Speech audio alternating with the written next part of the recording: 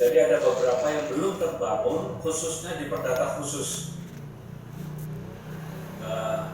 Surabaya sudah ada elit dan sekarang sedang kita bangun rumahnya ini. Kamis dan Jumat yang lalu kami tim pengembang juga sudah ketemu dengan tim pengembang Kementerian Hukum dan HAM. Akan ada dua portal penting nanti, ada portal kepahitan, kemarin istilahnya kalau nggak salah portal kurator dan portal pengurus dan kurator kalau nggak salah ya. Tapi intinya itu portal nasional di mana seluruh data tentang perkara kepahitan nanti bisa di-exchange antara mereka dengan kita Mahkamah Agung. Ini sudah ada pembicaraan bilateral, termasuk nanti elit juga akan kita akomodir dalam sistem ini. Itu yang sedang kita kembangkan, ya. Sedang kita kembangkan aplikasi. Jadi kalau nanti ada permintaan dari para kurator, ada lawyer, beberapa layanan yang aplikasinya belum ada, maka sampaikan kepada mereka sekarang sedang kita bangun. Dan sesuai arahan Pak Ketua, kita harapkan tahun ini sudah selesai. Dan tidak pernah tahu nah, semua aplikasi dan bisa selesai semuanya sehingga bisa beroperasi dengan baik. Oke, saya ingin masuk ke poin-poin Perma 7 nomor 2002 ini perdata. Mas, 7 ya. Ini slide keempat ya. Kita langsung saja ke slide kelima. Ini beberapa hal penting tadi sudah disebut oleh pimpinan. Ada beberapa alasan kenapa Perma 1 2019 perlu kita perbaiki. Satu di antaranya adalah untuk efektivitas efisiensi administrasi perusahaan perkara perdata. Yang kedua ada penyempurnaan, optimalisasi fitur e-litigasi dan fitur upaya hukum. Anding, verset, keberatan untuk GS, semuanya sekarang sudah dimungkinkan dilakukan secara elektronik.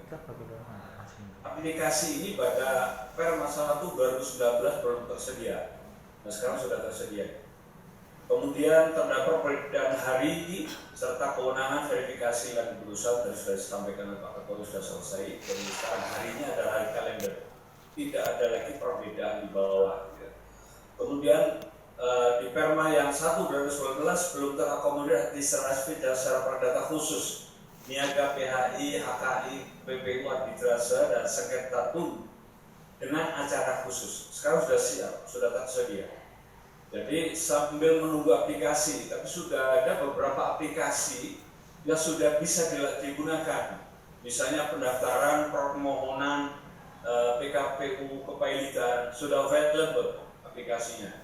Kemudian PHI juga begitu, KPP juga begitu, HKI juga begitu, ya, arbitrase juga begitu. Jadi silakan digunakan aplikasi itu.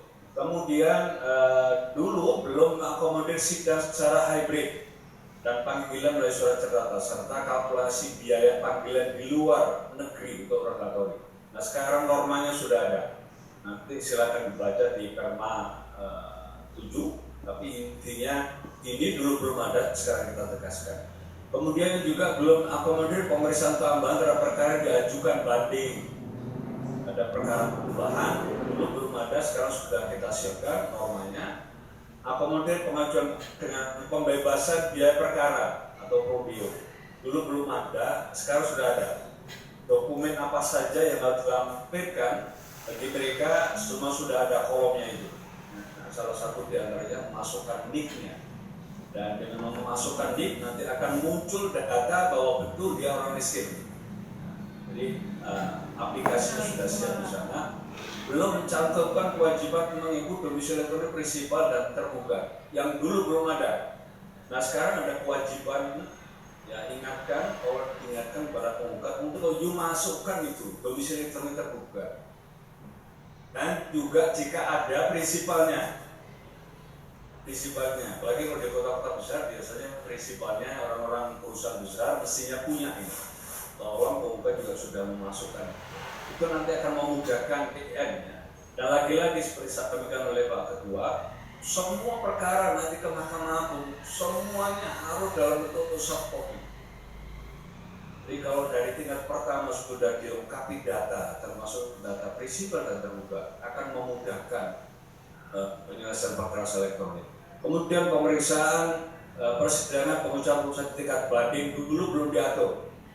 Di Perma sekarang 7 semua sudah detail Pak KPT. Jadi perjalanan sidang, pemeriksaan dan seterusnya, pembacaan putusan di Perma 1 2019 belum diatur, yang sekarang sudah diatur secara lengkap. Jadi nanti tolong dipelajari. Kemudian selain nomor 6, intinya di sini adalah upaya hukum ini. Dulu disebut secara lengkap, ada kasasi, ada banding dan kasasi. Sekarang fokus pada upaya hukum banding untuk Perma 7 ya. Kemudian slide berikutnya, ini ada yang baru, beberapa hal yang baru di Perma 7 tahun 2022. Pengurus dan kurator dulu belum kita masukkan sebagai pengguna terdaftar. Kemarin kami ketemu dengan kurator dari PHP, mereka juga perlu dimasukkan di sini. Jadi nanti saya kira tim develop sudah mencatat ini bahwa pengurus dan kurator bukan hanya yang profesional, ya, yang register, tapi juga PHP. Dan nanti kita berikan PHP itu akunnya. Kemudian saya kira penggunaan lain ini sudah ada di Perma yang 1. Kemudian next. Ini aspek baru juga di Perma 7 ada mengatur tentang pembebasan biaya perkara dengan pembebasan biaya perkara. Bisa singgung itu bisa dilakukan secara elektronik. Jadi mereka nggak perlu datang ke pengadilan. Pengguna lain mengunggah dokumen permohonan dan bukti ketidakmampuan. Nah, ini memang diperdebatkan, tapi info dari Kementerian Dalam Negeri begitu kita bisa masukkan nih, nanti akan muncul bahwa dia miskin. Sehingga dengan munculnya data itu kita sudah bisa dapat memproses. Kemudian hal yang baru lagi, perubahan pada hisaman. Panggilan secara elektronik untuk satu penggugat, 2 tergugat yang dicantumkan domisili elektroniknya dalam gugatan. Jadi mekanisme persetujuan sudah kita belukkan. Ketika tergugat memasukkan domisili elektronik, maka panggil secara elektronik. Panggil secara elektronik. 3, tergugat yang setuju berjalan secara elektronik, ya. Kemudian tentu yang keempat, para pihak yang proses perkara dilakukan secara elektronik. Jadi ada beberapa perkara yang sejak awal dilakukan secara elektronik, misalnya TUN dan juga KPPU. KPPU itu harus sejak awal dilakukan secara elektronik karena mereka sudah pasti punya alamat secara elektronik. Panggilan surat tercatat, nah ini penting ini. Dan saya monitor ada beberapa pertanyaan di sini, tapi insya Allah nanti kita sudah punya beberapa solusi. Tergugat yang dipanggil secara elektronik untuk sidang pertama tidak hadir, dipanggil ya. Kemudian secara tercatat, tergugat yang tidak sidang secara elektronik dalam hal tidak memiliki domisili elektronik atau tidak bersedia dipanggil secara elektronik, ini juga dipanggil secara tercatat. Jadi kita copy dari perkara Perdigasus khususnya kepaitan mekanisme tercatat ini, sambil kita menimbang perkembangan teknologi sekarang, perkembangan ekspedisi luar biasa dengan secara elektronik kelihatannya lebih efisien daripada melalui kurir atau jurusita. Kemudian tergugat di luar negeri yang tidak diketahui domisilinya dipanggil secara laboratorium. Jadi ketika di luar negeri dan diketahui alamat domisilinya, alamat domisili elektroniknya, maka dipanggil secara elektronik. Kecuali tidak diketahui domisili elektroniknya, baru kemudian menggunakan rogatori. Karena memang rogatori ini didesain bukan untuk elektronik. Jadi ketika perkaranya elektronik, maka kita gunakan Perma 7 tahun 2002. Kemudian pemanggilan umum, tergugat yang tidak diketahui keberadaannya dipanggil dengan cara diumumkan pada papan pengumuman pengadilan dan website pengadilan. Ini kumulatif ya, dua-duanya mesti ada.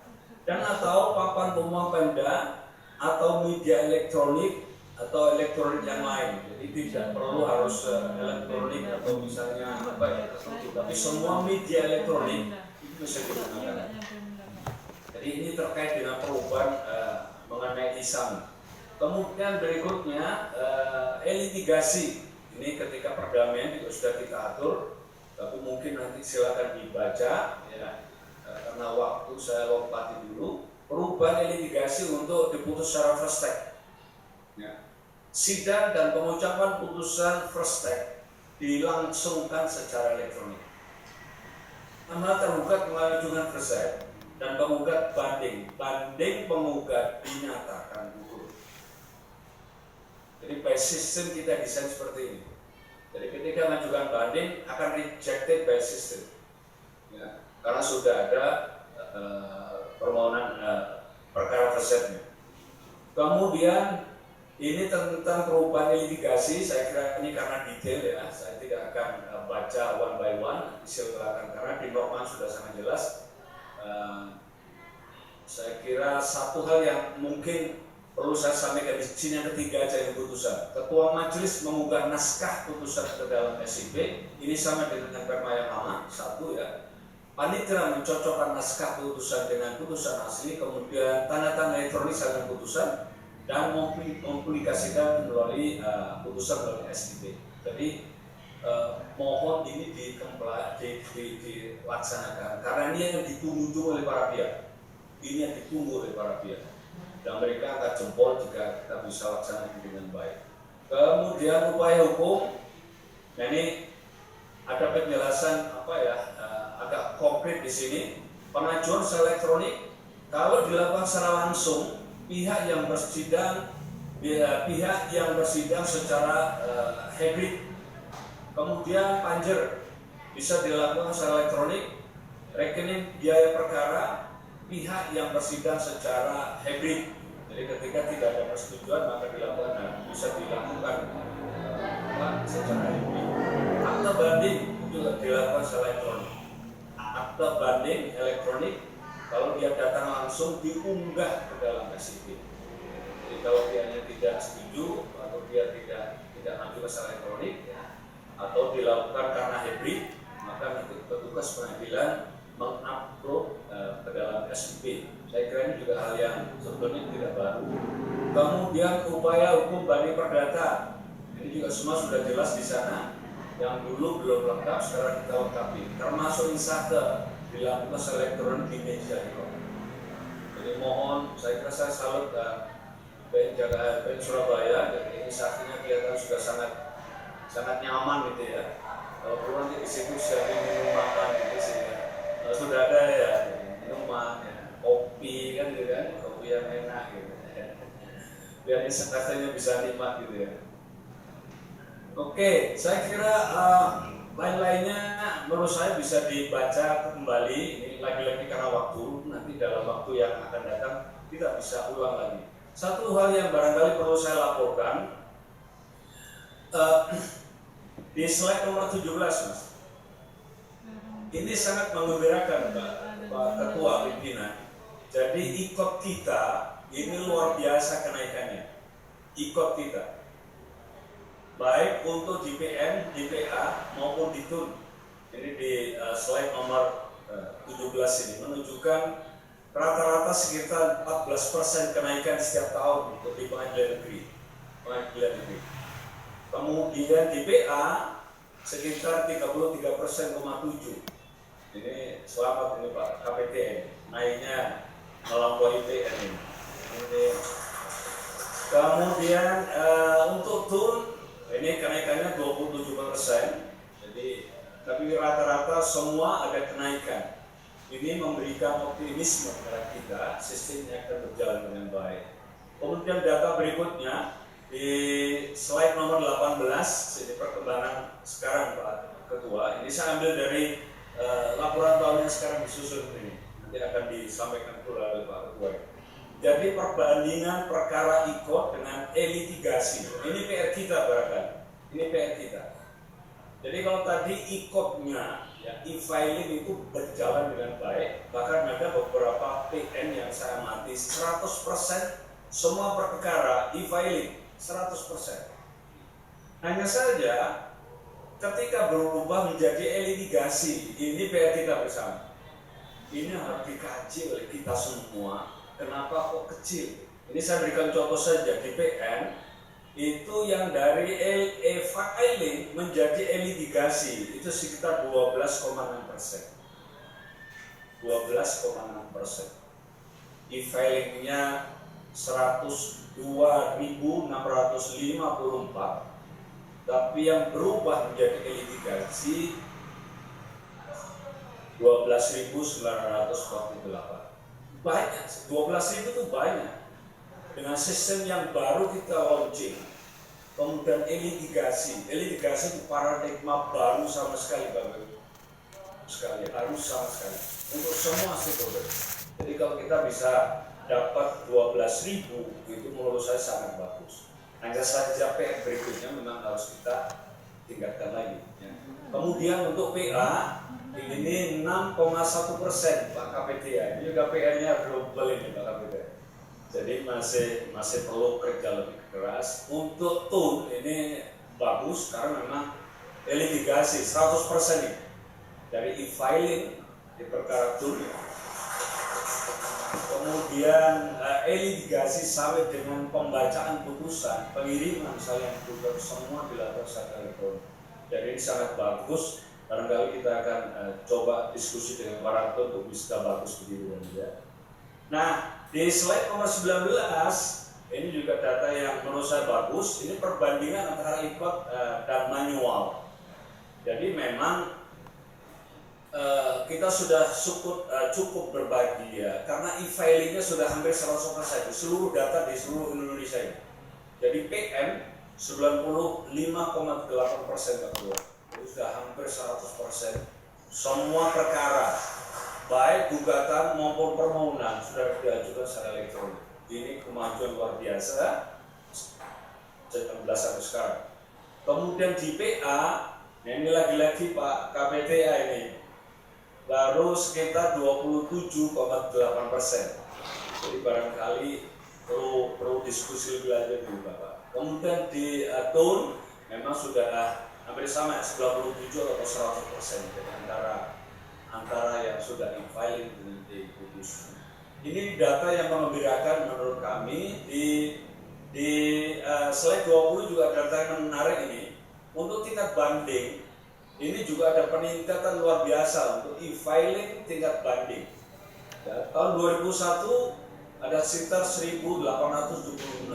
Ini meningkat lebih dari 100%, 148% untuk tahun 2002. Jadi jump up, saya kira ini harus diapresiasi tingkat banding ini. Kemudian putus juga begitu, ada kenaikan 80% secara elektronik. Jadi ini data yang menurut kami layak untuk dijadikan dasar untuk optimisme sistem kita berjalan dengan baik. Nah yang kedua, ini perma pidana ini. Tadi Pak Suwadi sudah berikan banyak masukan dan saya hanya menambah beberapa hal saja. Slide nomor 22 Mas. Lagi-lagi memang ini upaya hukum banding perkara pidana secara elektronik dulu belum diatur. Jadi tadi Pak Ketua Perda Pidana sudah berikan, dulu hanya administrasinya saja dulu. Nah sekarang diatur secara lengkap sampai persidangannya diatur secara lengkap dalam Perma nomor 8. Kemudian penggeledahan, penyitaan, penahanan ya, yang dulu belum diatur sekarang sudah diatur secara lengkap. Berpadu sudah kita masuk ke dalam perma ini. Jadi ini dasar hukumnya sudah semakin kuat. Keberatan pihak ketiga atas perampasan barang dalam perkara tipikor dulu belum diatur, sekarang sudah ada dasar hukumnya. Sudah ada dasar hukumnya. Dan juknisnya juga sudah ada. Jadi nanti mohon dibaca lagi juknisnya. Administrasi perkara pidana itu dulu belum terintegrasi dengan SIP. Sekarang sudah terintegrasi dengan SIP.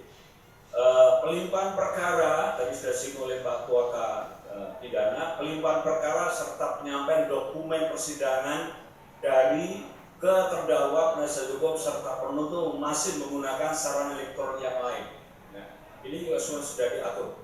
Tadi sudah disampaikan misalnya berkas yang begitu banyak, bagaimana semua normanya mengatakan harus diserahkan soft copy-nya sejak penyidikan. Ini akan memudahkan kita ketika nanti sampai kepada kasasi maupun PK. Pelimpahan perkara serta penyampaian dokumen persidangan dari terdakwa, penasihat serta penuntut masih menggunakan syarat untuk yang lain. Domisili elektronik terdakwa, penasihat hukum, penuntut umum, auditor militer, rutan, akuntan belum terdaftar dalam SIP. Nah, sekarang sudah kita akomodir ini. Ini beberapa hal penting yang menurut saya perlu kita awasi agar ini berjalan dengan baik. Kemudian pengguna berpadu, tadi sudah saya singgung, aplikasi yang sekarang dibutuhkan untuk berpadu semua sudah ada dalam Perma nomor 8. Ya. Pengguna, ada penyidik, ada penuntut, ada advokat, pengguna lain juga sudah. Nah, kita lengkapi di sana ada rutan, lapas, bapas, semuanya sudah ada di sana. Jadi mohon nanti bisa diamankan itu. Berpadu, poin-poinnya, aplikasinya yang dibutuhkan sudah kita masuk ke dalam Perma ini. Juknisnya itu sudah ada di sana. Kami contoh misalnya ini slide 24 ya. Permohonan izin persetujuan penggeledahan atau penyidik dilakukan secara elektronik melalui SIP. Dan nanti di belakang ada data menunjukkan ini sudah berjalan dengan baik. Sudah berjalan dengan baik. Saya kira ini optimisme bagi kita. Persidangannya juga sudah lengkap di sana, bagus sekalian di Perma, termasuk di juknisnya. Ya. Dulu belum lengkap, sekarang sudah kita lengkapi. Kemudian restitusi juga sudah kita atur di sana, rumahnya sudah ada, dasar hukumnya sudah ada. Jadi saya kira mau nanti bisa dilaksanakan. Kalau ada masalah nanti kita diskusikan lebih lanjut. Hal yang lain barangkali slide 29. Ini keberatan pihak ketiga yang beritikat baik. Ini sangat populer ini. Dan sistemnya sudah kita siapkan di sana. Keberatan pihak kita dia juga secara elektronik, jadi sangat nyaman ini, sangat nyaman. Kemudian kelima, pengucapan penetapan dilakukan secara elektronik seperti perkara perdata biasa. Ya, jadi tidak harus ada sheet dan lengkap di ruangan situ ya. Jadi cukup dikirimkan saja kepada pihak melalui SIP. Kemudian saya kira yang lain, upaya hukum juga sudah lengkap, kita siapkan rombongannya di sana. Ini data yang di slide nomor 33. Ini barangkali info bagi kita tentang perkembangannya. Jadi perlu saya lakukan bahwa dari data yang ada sekarang tersedia, luar biasa ini respon positif dari pengguna ini. Pelimpahan ada sekitar 9.997 secara elektronik. Geledah secara elektronik ada 5.000 lebih. Sita ini sudah sampai 19.000. Jadi saya kira ini optimisme bagi kita. Pembantaran juga sudah ada datanya, izin besut juga sudah ada data. Ini saya kira data bagi kita untuk bisa mengembangkan sistem tikot secara baik ke depan. Kemudian di slide nomor 34, ini data pengguna berpadu tahun 2003 ini. Karena memang kita mulai baru 1 tahun ya. Sehingga saya belum bisa membandingkan peningkatan tahun sebelumnya dan sekarang, karena hal yang baru. Tapi dari data yang ada ini sangat optimisme. Ini data-data yang hampir sama yang tadi saya bacakan. Jadi kira-kira datanya sudah cukup akurat. Nah, Perma terakhir nomor 6, saya kira di kasasi BK. Mungkin saya tidak akan sampaikan detailnya, tapi intinya juknis sedang kita bangun. Kemudian coba di slide nomor 37 Mas. Mungkin ini yang perlu kami sampaikan di awal ya. Upaya hukum kasasi PK semua jenis perkara, semua jenis. Bahkan tidak melihat diperiksa secara elektronik apakah tidak. Semua jenis perkara yang masuk ke Mahkamah Agung dilakukan secara elektronik. Nah, karena itu pentingnya dari saya singgung, ketika tergugat tidak setuju untuk diperiksa secara elektronik, tapi dia punya domisili elektronik, masukkan. Kalau ada soft copy dan dokumen dan seterusnya dari tergugat yang tidak setuju elektronik, minta soft copy, upload. Karena itu membantu di sini nanti ketika pihak mengajukan kasasi. Dalam hal pemohon mengajukan kasasi dan PK secara langsung, akte banding diunggah ke dalam SIP. Jadi semua harus dilakukan melalui SIP. Pemberitahuan kasasi PK, memori, kontra memori kasasi, dan TK bisa elektronik untuk para pihak yang tidak terdaftar sebagai pengguna SIP dilakukan secara langsung melalui surat tercatat. Jadi ada dua hal yang penting, SIP dan surat tercatat.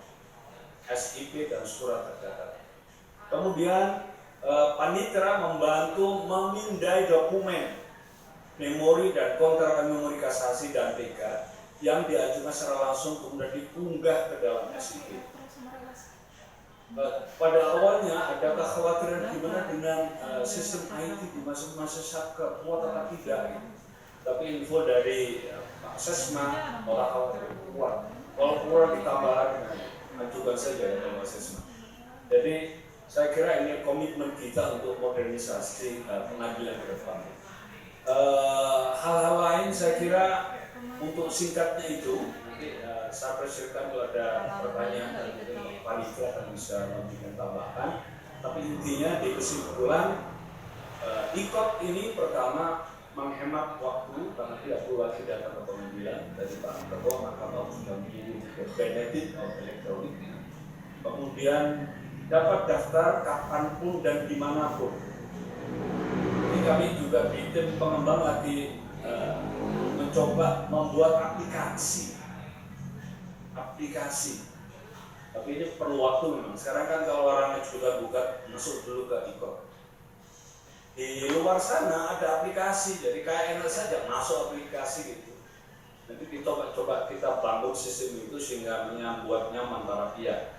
Biaya lebih ringan, panjang dan operasional tentu the benefit of IKOT. Administrasi perkara berbasis paperless. Jadi Pak Suwadi sudah menyebutkan betapa banyaknya dokumen. Dan mohon izin Pak Kaima, pada waktu itu kami dipanggil Pak Kaima untuk kedepannya kalau arsip-arsip kita ini sejak pengadilan lahir sampai sekarang semua itu ada dalam disk. Ini juga PR besar yang kita tidak perlu lagi gudang-gudang yang semakin menyita space gitu. Ini ide yang menurut kami perlu kita dukung ya untuk modernisasi ke depan. Kemudian proses pemanggilan pemberitahuan lebih cepat dan sederhana tentu dengan IKOT ini, termasuk yang dari luar negeri. Jadi kadang-kadang kami juga malu karena pihak yang di luar negeri itu selalu punya namanya domisili elektronik. Gitu. Nah kenapa kita panggil elektronik? Nah di Perma ini akhirnya disetujui oleh pimpinan panggil secara elektronik mereka yang ada di luar negeri. Kemudian keenam, tidak diperlukan lagi prosedur delegasi bagi pihak yang berada di luar jurisdiksi. Jadi Bapak Ibu sekalian sudah isu delegasi itu sudah isu lama. Sekarang sudah tidak ada lagi dengan IKOT ini. Saya kira ini penampilan dari kami Pak. Kalau ada kurangnya mohon maaf, mungkin saya sampaikan. Dan terima kasih. Assalamualaikum warahmatullahi wabarakatuh. Terima kasih Yang Mulia Bapak Syamsul Ma'arif. Baik Bapak Ibu hari ini kami hormati, selanjutnya kami persilakan kepada yang terhormat Panitera Mahkamah Agung Bapak Dr. Haji Ridwan Mansyur SMA untuk juga dapat menjelaskan terkait sosialisasi pada hari ini.